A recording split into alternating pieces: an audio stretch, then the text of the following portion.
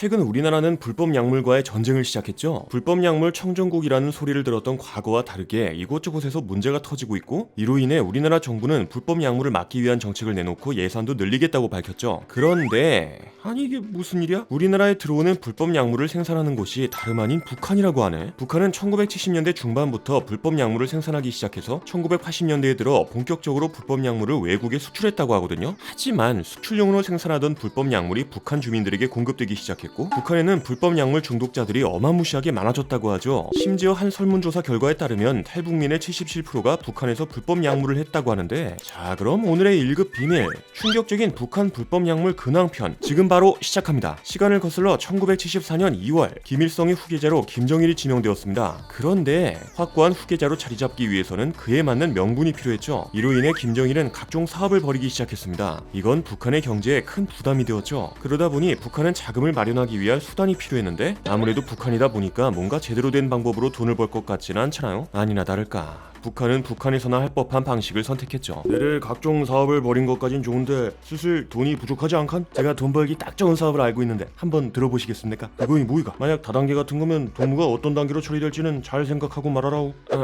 그럼 이건 넣어두고 백도라지를 키우는 게 어떻습니까? 한번 맛본 아새끼들이 아주 환장하지 않겠습니까? 백도라지? 그거 불법 약물이지 않간? 내래 마음에 쏙 드는구만 기래. 뭐 이런 식으로 북한 정부가 직접 주도해서 불법 약물을 판매하기 시작한 거야. 불법 약물은 부피가 작아서 숨기기도 쉽고 팔기만 하면 고수익이 보장되었습니다. 물론 국가에서 불법 약물을 판매하는 건 문제가 심각하기 때문에 대부분의 나라는 절대 하지 않을 일이지만, 북한이 이런 것까지 신경 쓰는 양심적인 국가일 리가 없었죠. 북한은 1980년대부터 불법 약물 생산을 본격화하기 시작했고, 러시아와 중국을 거점으로 수출했습니다. 또한 정부의 주도로 각지의 양귀비 농장을 만들고 군대가 관리하게 했는데요. 이 양귀비를 북한에서는 백도라지라고 부르죠. 북한에는 흥남 제약공장, 순천 제약공장, 상원 만년 제약공장 등 다양한 백도라지 농장에서 불법 약물을 생산했다고 합니다. 실제로 1996년에는 러시아 블라디보스토크에서 불법 약물을 밀매하는 북한 사람이 검거되기도 했죠. 이렇게 불법 약물은 당시 북한의 중요한 돈줄이었습니다. 그런데 처음에는 돈을 벌기 위해 수출용으로만 만들어지던 불법 약물이 점차 민간인들에게 퍼지기 시작해버리네. 먼저 1990년대 고난의 행군이 시작되자 당장 먹을 것도 없던 북한은 사회시설, 생산시설 등 각종 시설이 싹 다 마비되었습니다. 진짜 심각한 건 제약회사 같은 의료시설들도 마비되었다는 사실이었죠. 그러다 보니 의약품을 대체할 것이 필요했거든요. 그 순간 사람들 눈에 들어온 것이 바로 불법 약물이었습니다. 당시 사람들은 불법 약물이 어떤 건지 정확히 몰랐지만 아편이 장염이나 고열 치료에 효과가 있다라고 여기고 있었죠. 결국 많은 사람들이 의약품을 대체해서 불법 약물에 관심을 보이기 시작했고, 심지어 시간이 지나면서 새로운 불법 약물이 등장하는데요. 다름 아닌 북한에서 빙두 또는 아이스라고 불리는 불법 약물이었습니다. 불법 약물 생산 시설에서 일하던 사람들은 빙두를 몰래 빼돌렸죠. 이 말은 즉 이걸 중국에 몰래 팔아넘기는 과정에서 북한에도 풀리기 시작했단 거야. 게다가 불법 약물에 있는 각성 효과로 일시적으로 통증이 없어진 사람들에 의해 불법 약물이 만병통치약이다 라는 소문이 들리기 시작해버리네. 이로 인해 북한의 불법 약물이 급속도로 퍼졌습니다. 그러나 아무리 의료용으로 쓸 목적이었다곤 해도 한 번, 두 번 불법 약물을 하다 보니 점점 중독되는 사람이 늘어났죠. 결국 북한도 무분별한 불법 약물 사용을 막아야 한다고 생각하게 되거든요. 이런 상황에서 북한이 더 이상 불법 약물 문제를 지켜볼 수 없게 만드는 사건이 터집니다. 바로 봉수호 사건. 지난 2003년 북한 화물선 봉수호가 호주의 불법 약물을 밀반입하다가 적발되었죠. 이때 봉수호에 실린 불법 약물은 총 150kg, 이건 1억 6천만 달러, 하나로 약 2천억 원의 가치라고 합니다. 그렇게 많은 불법 약물을 해외에 수출하고 있었다고. 저런 일이 걸렸으니까 북한도 제대로 털렸겠는데? 라고 생각하고 계신 분이 많으실 텐데요. 봉수호의 선원들은 증거 불충분으로 무죄 판결을 받긴 했지만 국제사회에서 북한은 불법 약물 국가라는 낙인이 찍혔죠. 이렇게 안에서도 밖에서도 불법 약물 때문에 난리가 나버리니까 북한도 대응에 나섰습니다. 2004년 8월에는 불법 약물 관리법을 만들고 2005년 5월에는 불법 약물 관리법의 내용을 보충했죠. 그 내용은 불법 약물 생산은 허가를 받아야 한다, 불법으로 불법 약물을 재배하고 밀수하거나 사용하면 처벌한다 등 불법 약물에 대해 규제하고 있는데요. 또한 2007년에는 불법 약물에 관한 단일 협약, 향정신 약품에 관한 협약, 불법 약물 및 향정신성 물질의 불법 거래 방지에 관한 국제연합협약 등의 국제협약에 가입했습니다.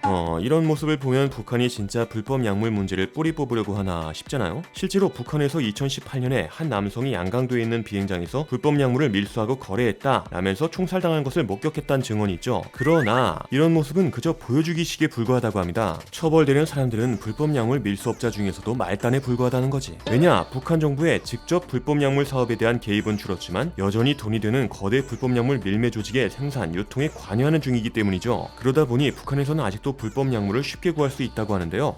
북한이 자기에게 불리한 내용을 공개할 리는 없기 때문에 정확한 수치는 알 수 없지만 탈북민들의 증언에 따르면 대부분의 주민들이 불법 약물을 하고 있었습니다. 심지어 직접 재배하는 경우도 많다고 하죠. 탈북민들은 해가 잘 들어오고 사람이 찾지 않는 산속에 백도라지 꽃밭을 만들거나 개인밭 가운데에 숨겨서 불법 약물을 재배한다고 말합니다. 이것만 봐도 북한의 불법 약물 문제가 심각하다는 사실을 알 수 있는데 2022년에 UPI 뉴스가 탈북민을 대상으로 진행한 설문조사 결과는 충격 그 자체였죠. 탈북민 100명 중에서 북한에서 불법 약물을 경험해봤다고 대답한 사람은 무려 77명. 그러니까 77%나 되는 사람이 불법 약물을 했을 정도로 북한의 불법 약물 문제가 심각하다는 뜻이었습니다. 이로 인해 북한 주민들은 불법 약물로 인한 피해가 심각할 것으로 보는데요. 불법 약물은 경련, 혼수, 폭력성 증가, 심장질환과 뇌혈관 질환 발생률 증가 등의 문제가 있죠. 이 밖에도 체중 감소, 칼슘 흡수 저하 같은 부작용을 일으킵니다. 이런 식으로 우리 몸에 심각한 피해를 주는 것이 불법 약물인데, 북한의 고위 간부 중에서도 이런 증상이 보이는 사람이 있다고 하네. 다름 아닌 김정은의 여동생 김여정이었죠. 탈북자 출신이사 최종훈 박사에 따르면 김여정이 불법 약물 상습범으로 추정된다고 합니다. 김여정의 얼굴을 보면 마르다 못해 살과 죽과 뼈가 맞닿아 있는 수준인데요. 이게 바로 불법 약물 중독에 의한 증상이란 것이었죠.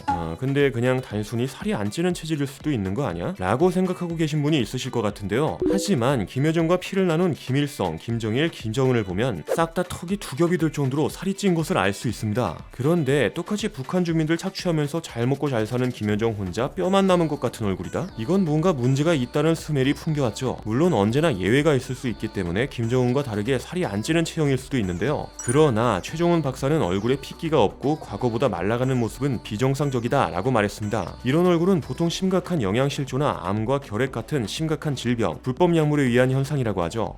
김씨 일가의 일원인 김여정이 영양실조일 리는 없고 주기적인 건강검진을 받을 테니 심각한 암에 걸렸을 가능성도 엄청나게 낮았습니다. 결국 가장 가능성이 높은 것은 불법 약물 중독이란 것이었죠. 이렇게 김정은의 동생으로 권력을 잡고 있는 사람도 불법 약물 중독이 의심되는 상황에서 그 밑에 있는 북한 간부들이 가만히 있겠어요? 당연히 간부들도 불법 약물에 중독되어 있다고 하죠. 간부들은 순도 높은 빙두를 구급약으로 보관할 정도로 불법 약물에 진심이라고 하는데요. 역시 힘든 하루를 마친 후엔 빙두가 최고 아니겠어. 세상이 빙빙 도는구만 기래.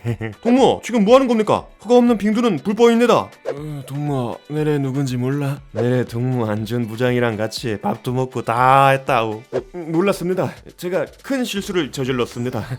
이런 식으로 불법 약물을 하다가 걸려도 말 한마디면 풀려나기 때문에 많은 간부들이 불법 약물에 중독되어 있을 거라고 전해집니다. 실제로 2021년에는 김정은이 간부들이 제대로 일을 안 한다 라고 지적한 지 이틀 뒤에 불법 약물범죄 방지법을 채택했죠. 북한은 국가사회제도의 안전과 인민의 생명, 건강을 해치는 위법 행위를 방지하기 위한 조항이라고 밝혔습니다. 하지만 한편에서는 북한 간부들의 불법 약물 중독 때문에 등장한 법이란 주장이 나왔죠. 이런 걸 보면 현재 북한은 심각한 불법 약물 문제를 겪고 있다는 걸 알 수 있는데, 아니 이게 무슨 일이야? 북한이 우리나라에도 불법 약물을 유통하고 있다는 겁니다. 도대체 이게 무슨 소리인가 하고 살펴봤더니 북한이 중국에 밀수출한 불법 약물이 탈북자나 중국 불법 약물 밀매 조직을 통해 국내로 유입된다고 하죠. 북한산 불법 약물이 유입되는 이유는 순도가 아주 높기 때문입니다. 중남미 불법 약물 카르텔이 파는 불법 약물의 순도는 30%이지만 북한이 제조한 불법 약물은 순도가 무려 99%. 게다가 가격도 북한산 불법 약물이 훨씬 저렴하다고 알려져 있죠. 그러다 보니 우리나라에도 북한산 불법 약물이 들어오고 있고 경찰들이 단속에 힘을 쏘는 중인데요. 최근에는 불법 약물 거래 방식이 더욱 치밀해져서 잡기 힘들다고 합니다. 불법 약물 밀매꾼들은 텔레그램을 이용한다고 하죠. 텔레그램에서 불법 약물을 판매한다는 채널만 수십 개가 넘는다고 하니까 텔레그램은 암호화된 해외 메신저인 만큼 추적이 어렵습니다. 이런 식으로 북한의 불법 약물이 우리나라에도 피해를 주려는 상황인데 정부가 이에 대한 대처를 잘해야 할 것 같네요. 자, 그럼 호기심으로라도 불법 약물에 손대는 분들이 없기를 바라면서 오늘의 1급 비밀 마치도록 하겠습니다. 다음에 또 다른 이야기를 담은 서류 1급 비밀 파일을 들고 다시 찾아오도록 하겠습니다. 감사합니다.